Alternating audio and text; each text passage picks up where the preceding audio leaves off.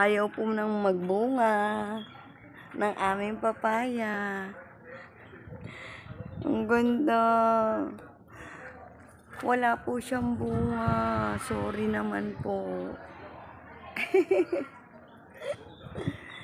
Welcome po sa garden ng aking hipag. Oh. Tapos, eto po, yung sili. Tumutubo na. Wala yun. Nasaan kami? Ang ganda.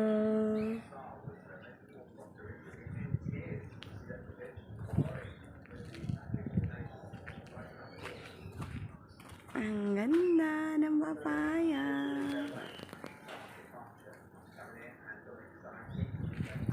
Nahihitik sa